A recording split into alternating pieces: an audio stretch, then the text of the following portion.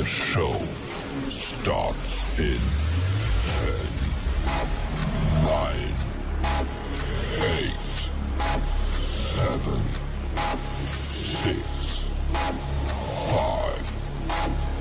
4, 3, 2, 1, go.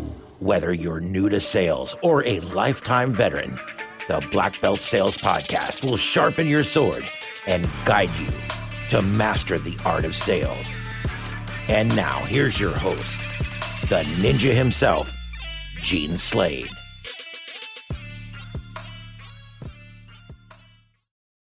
What's up, my ninjas? Good to see you today on the Blackbelt Sales Training Podcast. Baby, how about that?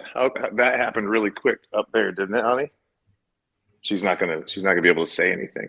We were like, this is 3 seconds before this went live. I was finally able to get this picture up on the screen. TJ was watching us struggle the whole time. Guys, I've got a special guest in the studio today. His name is TJ Hartnett of Flywheel. You've probably heard about him before. TJ, say hello, man. Hey, how's it going, everybody? Good to be here. Thanks for having me, Gene. Oh, it's my pleasure, man. Listen, anytime I know that there's somebody out there that's trying to do something good for our industry and serve our community, man, I want to spread the word. So I know that you and I have known each other for a while. We've even had a little scuffle or two on some messages, right? Yep. It's so easy in these days with the competitive nature and how negative things are online for us to get a false perception of who a human being is. Am I right or am I right? 100%. We were talking about just before is almost having to disengage a little bit from social media just to kind of shut out the noise and just really be focused on what we're doing and then actually getting to know the actual person instead of the persona that gets portrayed. Guys, if you're in these groups for the trades, are you finding that a lot of them, like, that there's a lot of negativity in there? Like, if you're finding that there's negativity, put negative or a little minus sign right down in the comments for us. And will you do something for me? And for TJ, look, if you're watching this live, will you please just type live down in the comments? That's the only payment that we ask for, is to help us to engage some of these algorithms.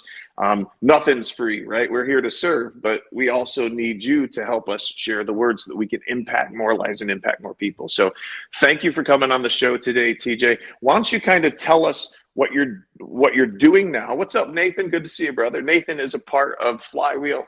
I've had Nathan out to the Lead Ninja classes before. Solid dude. I really, really like him. So thanks for joining us, Nathan. Tell us a little bit about your journey, and then what is it that you're doing now? What do you specialize in? Do you handle the entire business, or are you best at certain areas of helping contractors? And are you doing just HVAC, or are you doing some other trades? Yeah, no. So I appreciate it. So, man, the journey, much like you, it's been a long one, right? So I started in the trades in every overnight success takes 15 years, right? Right. Yeah. And so, that was one of those things where I started in 94. My father was an auto mechanic and basically said, you're not going to be an auto mechanic, so figure something else out. Went to school to be a teacher. Paid my way through school as a technician, as an oil burner apprentice, actually. And got to the second semester of my senior year where they have you, or first semester of my senior year where they have you do your student teaching. Right. And realized, I don't want to be a teacher. So kids were great, but the parents and the administrators kind of drove me bananas. So I stuck with it and just kept doing the HVAC thing. And so from 94 to 2015, I was on the trade side, whether that be a technician, an installer, sales, management, ownership. You name it, I screwed it up. You name it, I did it wrong. You name it, I made some mistakes. Eventually got fortunate enough that I made enough mistakes that you kind of eliminate all the things that don't work and start finding the ones that do. They say that's where wisdom comes from, right? I would have to agree with that, right? The willingness to fail is a really good character trait. And the willingness to learn from it so that you only make the same mistakes once, not 10 times. They call that failing forward, right? Amen. John Maxwell wrote a great book about that. And so, we just kind of roll with that. In 2015, made the switch over to the coaching and training side. Initially, this is going to be right up your alley in the indoor air quality side of things. Right. I was the U.S. and Canada major Was it accounts April Air? person for April Air. Yep, that's correct. Mm-hmm.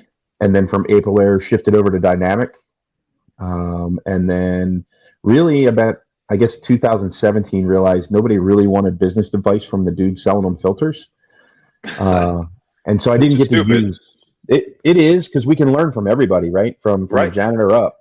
But it was one of those deals where I had a lot of previous skill sets and things that I wanted to share and that I wanted to use to serve. And so I went into full-time business coaching in 2017, and that's where we've been ever since. So started Flywheel last year. It'll be a year old on July 7th. So pretty excited about that. Pretty proud of it.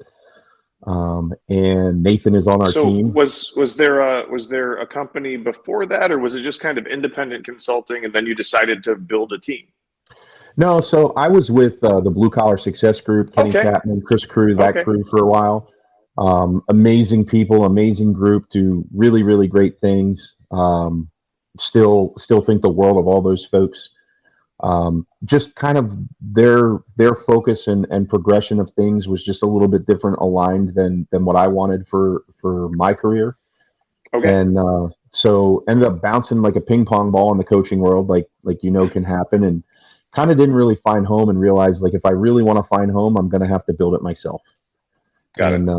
And that's where Flywheel was born from. And, really out of a need for, and I don't know if this is something that'll resonate with you, but, the coaching and training space in the trades is really crowded, but it's really underserved. And there's a lot of people doing it. Yeah. But not a lot of people really digging in and building the relationship and walking people through what they need to walk through, instead of just going, hey, here's a whole bunch of resources, go check it out, we'll see you later.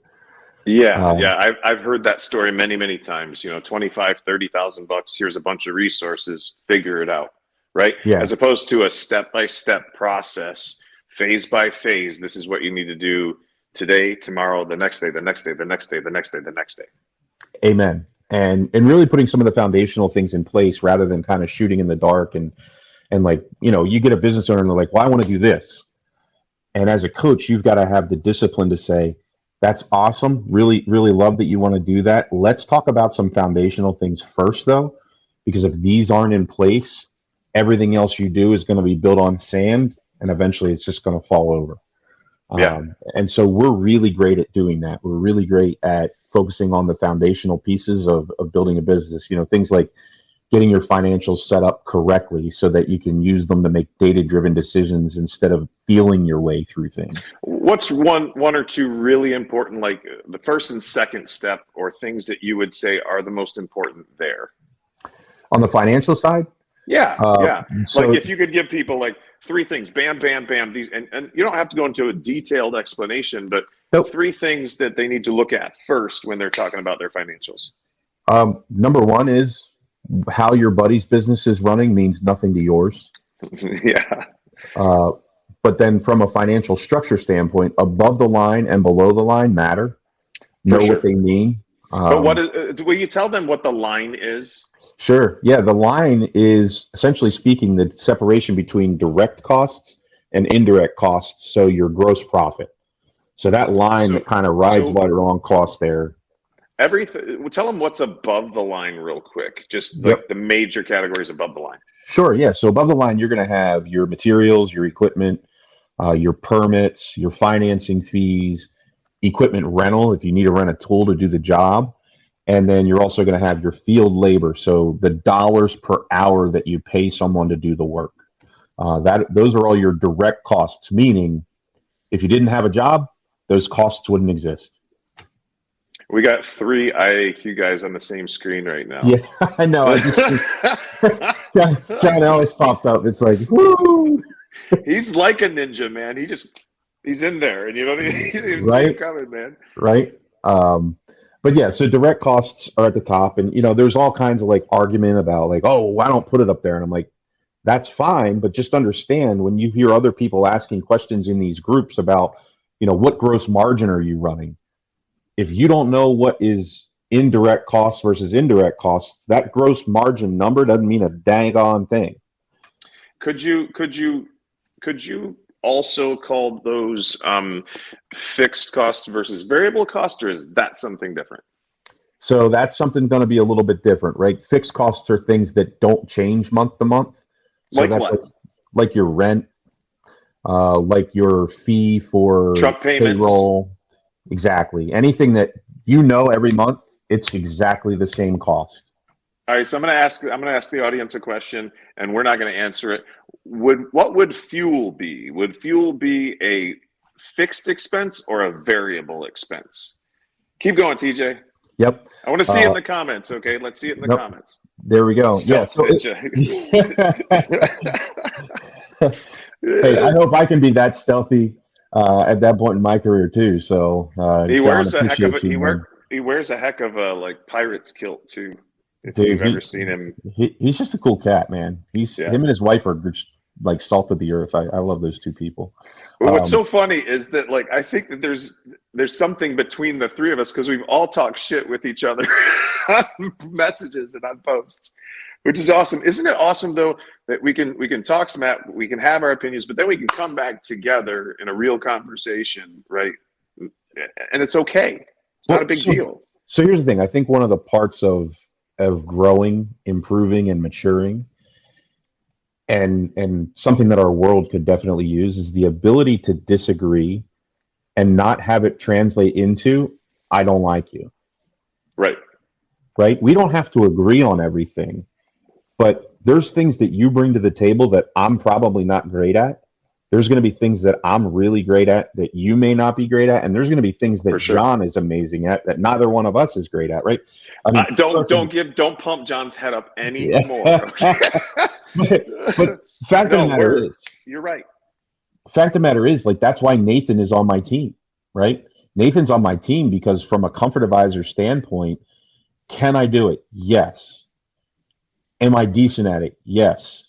Am I insanely passionate about it? No. And people are like, oh my God, did he just say it? Yeah, he did. Because you got to be authentic and you got to be real. I'm super passionate about working with the business owners and the managers and the leadership. And I'm super passionate about still getting to nerd out with the techs. I just am not super passionate on the comfort advisor side. So what does that mean? It means I have to go get somebody who is and who's better at it than I am. And so that's what we did when we brought Nathan on board. Beautiful thing, man. Teamwork makes the dream work.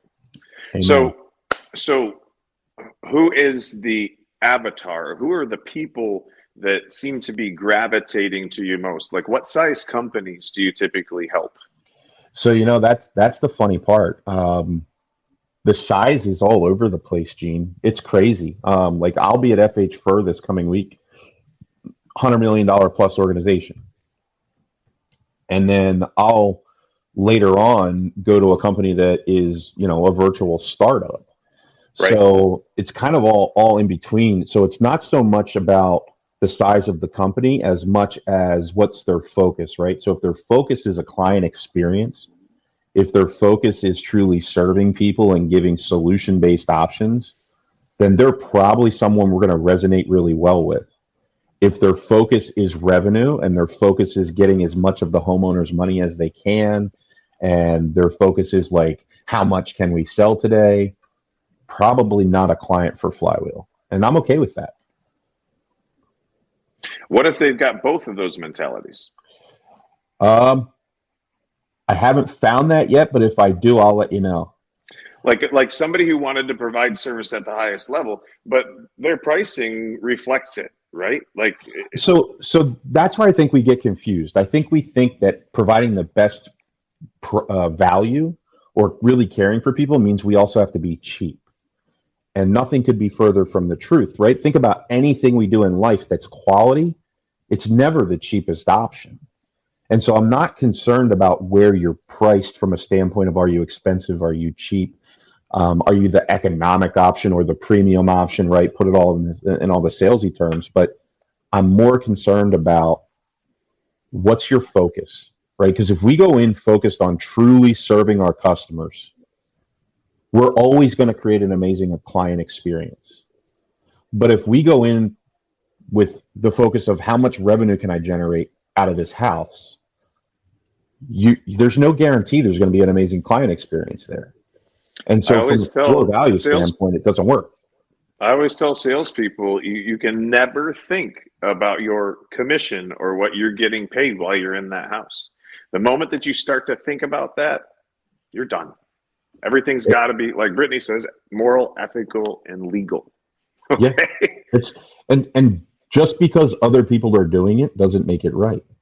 And just because no one else is doing it doesn't make it wrong, right? It's the same thing as truth, right? I have people all the time. One of the things that I'm a little bit, I don't know, I'll say judged from time to time on is that I don't sugarcoat things. And you and I both know that about one another, right? Like I just tell it, like I'm just honest. I just tell it the way but here's the thing, nobody ever has to worry about where they stand with me. But on top of that, my clients aren't paying me to be nice. They're paying me to tell them the truth.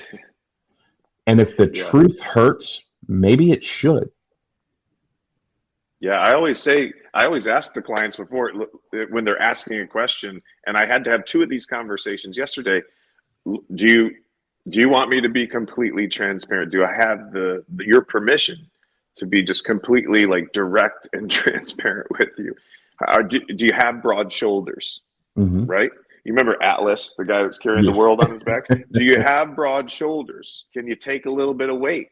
Because I'm about to say some things that might upset you, and it's not my intention, but sometimes the truth is upsetting. It is, right? And let's even take that back to like times where you and I kind of, and we've both had to have that with each other, and I'm grateful for it because I think it's made me better. I hopefully have had some impact in some things that you've thought about, and at the end of the day, here we are. We wouldn't be having this conversation right now. Right. In front of everybody. I wouldn't be putting TJ on my platform, right? And advertising for him right now if I didn't feel that way. Yep. Amen. So from that standpoint, I just think we have to think about, like, do you want to win or do you want to be right? Yeah. Well, the fact of the matter is that most of us will fight to the death to be right. Which we're very we're wired to be righteous, self-righteous human beings, and a lot of it's to avoid pain, right? Well, we have got to be right about stuff, and if you can just stop having to be right and understand that people interpret things differently. Like there's a different, when somebody says something to myself and to my wife, many times we have very different interpretations. When I say something to my wife and I try to get my meaning across in the best and most soft way, a lot of times she takes that and she makes it mean something completely different, right? Guys, we are meaning making machines. I want you to think about that. Meaning making machines. What does that mean? It means that anytime something happens to you or around you in your life, you have an interpretation of what that was and what it meant. I'm here to tell you, it didn't mean anything. It meant nothing. You interpreted it and you gave it meaning. Am I right or am I right? You're 1,000,000% right, right? Think about there's a book called The 4 Agreements that I actually recommended to a client again today. And one of the 4 agreements is to make no assumptions. And the moment that I chose to embrace that agreement and to stop drawing my own conclusions or making assumptions or, creating scenarios that really didn't actually exist, man, life got easier. It got easier. It did. But it doesn't stop there, does it? It doesn't. Because you're still wired the same way until we create new neural pathways, right? So Correct. it's something, guys, what I posted something yesterday that I had heard. It was repetition is the mother of skill, right? That is a skill that TJ's talking about developing, a skill of looking at something in a different way and catching yourself and realizing that you just made something mean something, right? And then checking it for validity. How about this? How about the next time that your spouse says something to you that you don't like or that you think means something that hurts your feelings? How about you ask them, what did you mean by that? And then share with them what you made it mean or how you interpret it. And remember, just because you interpreted it that way does not make you right. Stop having to be right. Think about that. What's the value in being right if you're alone? Ooh, give me a bomb. Give me something like a boom in the freaking comments for that. Say it again. I said, what's the value in being right if you're alone? You can be the rightest lone mother trucker in the universe. You're going to be Amen. happy. Amen. So another thing that we share, and I don't know that you know this, but I went through a divorce as well. And like, number one, I wouldn't wish it on anybody. But No. number two, after going through it, I decided to do the hard work, right? Mm-hmm. I wanted to do the hard work together. Doing the hard work together wasn't an option. So I said, all right, well, let's go do the hard work on your own, because otherwise I'm going to take myself with me into the next relationship. Man, very similar experiences. Keep going. And so I went through something called imago therapy.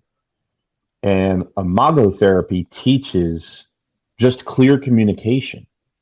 And it teaches to not stop at the surface, right? So like if you came to me and said, TJ, you said this or you said that, instead of me like right away responding or going back, first thing I'm going to do is I'm going to clarify, Gene, what I'm hearing you say is this. Do I have that correct? And then now I have a chance to clarify, am I actually taking in what you're saying correctly or am I not? That right there stops, 60% of the problems that we create for ourselves. And then after that, we give clarification of, okay, if that is really what you meant, here's how that makes me feel.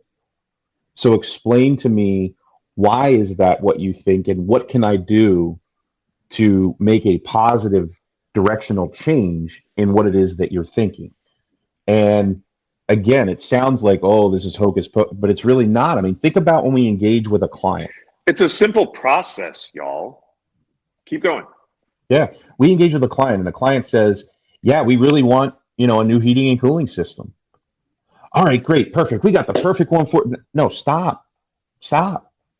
Why? Jones, I'm hearing you tell me why that do you would want like, a new one? Yeah, what leads you to believe you need a new one? Well, I don't know. All right. Well, has anyone come out and given you a health check? Has anyone come out and looked at it and gone over it top to bottom to give you kind of a state of the union of your unit to decide whether or not this even makes sense? Well, Right. no. Well, would you like for me to do that for you first before we have you spend a whole bunch of money? Wow. You think that, right? like, you want to talk about changing the conversation? And then they say, well, it's a paradigm shift. Correct. And then you talk about, well, here's why we believe we need a new one. All right, perfect. What research have you done? Like, now I'm going to dig in. I'm going to ask a bunch of these questions. And people always tell me all the time, because when we go through our comfort survey and our questionnaire, why are you asking these questions, dude? Well, because I have two choices. I can get that answer now and handle it, or I can give them a price and get it then, and I'm screwed. Yeah. Which one do you want? So just walking through, but I mean, all of that came from getting divorced and going through therapy for it. Wow. I had similar experiences, but my work, a lot of it started before my first marriage ended, because I was trying to figure out how to fix me, right? So that there was nothing else to blame, right? So, and I spent about 400 hours with a company called Landmark Worldwide. I don't know very familiar. If you guys have never heard of Landmark, you might want to look it up. But in 2019, I spent about 400 hours with them. Think about how much time that is. You got a 40-hour work week, 400 hours. It's the equivalent of 10 weeks in training for myself, trying to figure out how do I catch it when I'm being self-righteous, right? And having to be right and fighting to the death to be right. And look, I'm not there yet, y'all. I'm better than I was, but it's a journey. I mean, hopefully you never get there, right? Because you're constantly pushing the bar back. But I can tell you that I would not be anywhere near as capable of being as good to my wife, Brittany, in the marriage that we have right now, had I not done that work on myself. And I need to do more. Yeah, Every day. tremendously underrepresented organization. Tremendously underrepresented organization. Amazing. And it's an organization that doesn't charge nearly enough. Shh. No, seriously, they don't. I mean, I would go to these events that would cost, I'm guessing they cost me $800 to go to the first one. And when I got out of there, my mind was so blown with possibilities that I was like, they could have charged me $30,000, $40,000, $50,000 for this, and I would have been just as happy coming out the doors. Yeah. No, so, but they're not really on a money mission over there. They are on a mission to transform the world. Yeah. So incredible. And some of the strongest communicators in the world have gone through Tony Robbins, their programs. I mean, right? Not just Tony Robbins, Jay Shetty's been in attendance. Yep. John Maxwell's been in attendance. I mean, the list goes on and on and on of people that have been a part of or participated in what they do. So yeah, tremendous. I was introduced to them again around that same time of life. Mm-hmm. Unfortunately, I didn't engage at the level that I probably should have. But I engaged enough that it gave me what I needed to kind of shift and turn the corner and realize, like, it doesn't all start and stop with you knucklehead. Well, and you know, it's the old adage that you don't change until the pain of changing is less than the pain of staying the same, right? Yep. And I was at that point in my life. How many of you ever been there? Felt like you're at the bottom, right? Give me a bottom in the comments. Hell, how many of you feel like you're there right now? Like, be transparent. Share, because there are people on this podcast that are willing to jump in and help. Isn't it amazing too that it seems like the more successful people get, the more they want to help people? I mean, I just didn't hire on. I just literally partnered with a client of mine, previous clients of mine, that I helped him grow his business. And I forgot what I was going to say about that. I forgot where I was even going with it. Oh, I know what it was. Bottom line is, I'm trying to surround myself with people like him so that I can serve people at a higher level. He does stuff that I don't do, right? Just like you. That's one of the reasons that TJ's on here. I want you guys to expose to him so that, look, I can't serve everybody. I just literally can't. No one person could serve everybody. Like in my Tri-County area, there's 1,400 HVAC contractors, not to mention plumbers or electricians. Think of how many counties there are in the United States. It's going to take a lot of us to make that kind of shift and to help this industry. Well, and the sooner that we all work together instead of fighting with each other, the better off we're going to be. And that's a place where I really want to get to. And that's why, you know, in the Flywheel group, like when you go to join that group, one of the rules is no negativity. Like if there's any negativity, if anybody says anything negative, the comment immediately gets removed. And then I private message them and say, hey, talk to me about that. Where did that come from? What was the purpose? And can I broker a conversation between you and whomever it was that it was directed at? Because like none of us are going to benefit from this. And it is a little bit of a different community, right? It's not quite as engaged as I would like it to be. You know what it's like trying to start a Facebook group. Good grief. But I will say this, when there are interactions, they're meaningful. And people feel cared for, people feel supported, and no one has to worry about asking a question at the risk of some clown hopping in and making them feel stupid. And that's some of the stuff that I've gotten really tired of in some of the other groups. I almost can't talk right now because it pisses me off so much. Like, listen, if you're in the HVAC industry or the plumbing industry, electricians, I don't see it as much, right? But mainly HVAC, I see you guys are fucking savages. Excuse my language, right? But you are the nastiest motherfuckers I have ever met in my life, some of you. Like, just mean as shit, constantly picking on people and berating people and knocking them down. What's wrong with you? Like, did you not get your binky when you needed it when you were a kid? I don't understand. Why do you got to pull people down? It doesn't make sense to me. Like, are you really that miserable with your life that you've got to drag everybody else and their brother down? How about you stop it? Right? How about you do something with your life instead of sitting back? It's like we were talking about the other day. Winners talk about winning and losers talk about winners. Right? It's the greatest picture. Start being a winner. Start lifting people up. I promise you will have so much more joy in your life. Master your own skill, master your own craft, and then go out and be a contribution to other people in your company. Train other people in your company. Watch the joy that comes into your life from making an impact on somebody else, and watch the negativity and the poison that you've been drinking just slowly drift out of your life. Oh, it's available there for you. All you've got to do is step up and say no more. I'm not gonna step on people anymore. I'm not gonna. What was Chappelle was talking about, like beating my people down when he was on The Closer, I think it was. I don't know if you saw that or not, but it was pretty freaking good. Stop slapping people down. Start lifting them up. Man, you will not go anywhere in life beating people down. You will stay exactly where you're at. So if you're miserable, that's the biggest reason that you should stop doing that shit. Well, and we all need other people, right? Let's just own the fact that we're not meant to be alone. We're meant to be in community.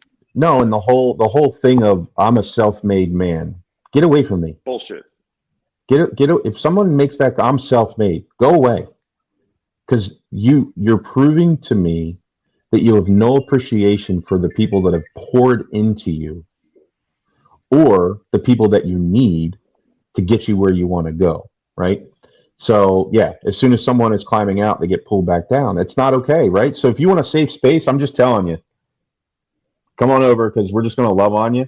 You might not always like what we have to say, and I'm okay with that too, because here's what I will tell you. We're only going to tell you the truth. So if we say something and you don't like it and it's the truth, you're going to have to ask yourself, why don't I like it? And then maybe do a little bit of self-reflection. We're not always right. That's not what I'm saying. But I am saying if it's not fact, it's not going to be something that we're going to promote. So what are the top 3 things that people are coming to you for right now so that I can give people a little bit of some contact information? Like if you're struggling with one of these 3 things, and is the first one free when they have a conversation with you? Always. So the first consultation is going to be no charge. If you need something from TJ in these 3 categories or others, feel free to reach out to him. What are those 3 things people are typically reaching out to you for most? So number 1 is we want to grow, but we're tired of not being profitable. Okay. We can't grow.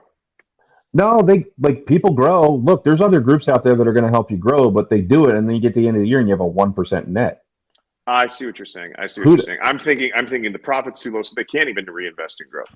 I got it. It's crazy what happens in this space, right? So that's number 1. Number 2 is getting our team on board, right? Like we've got however many people on our team, but everybody's doing their own thing. Nobody's actually following a process. We're not delivering a consistent client experience regardless of who knocks on the door. Okay. Right? Number 3? That's number 2. Number 3, unfortunately, people are reaching out to me pretty much because of the fact that we're different. And I hate to put it like that vague, but you'll never hear anyone from Flywheel bragging about ourselves. We let our clients do that for us. And it's catching on. People are enjoying the fact that we're just humble servants. That's all we're here to do.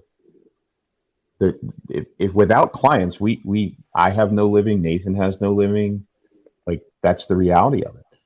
And so we would just rather client testimonials be what yell from the mountaintops instead of me being on your TikTok or your Instagram or your Facebook every 7 seconds talking about how great I am. Because the only reason that I'm a really solid coach is because I've already made the mistakes you haven't yet and figured it out. That's the only reason. It has nothing to do with anything other than that. I'm not brilliant. I'm not the world's smartest person, but I But had you a can really, learn. I had a serious appetite for failure and was willing to do it faster than most people and more often than most people, and therefore have learned things that I'm able to prevent other people from deling with. Joe Guys, Castro, TikTok stars. yeah. Guys, Joe Castor is actually a new client of ours. Guys, if you like what you're hearing, give us a big thumbs up. If you're watching this live, please just type live in the comments. And if you're watching on a replay, please type replay in the comments. TJ, if somebody wants to reach out to you, how do they get a hold of you? Yeah, so there's a couple different ways, right? The easiest way is to go to the website. They can actually request a free consultation there. They can also download free resources, and they're actually free. It's not like enter your credit card, do this, do that. It's give us your name, email, and phone number. And I don't even actually know if phone number is even on there, but name and email are, so we can send them to you.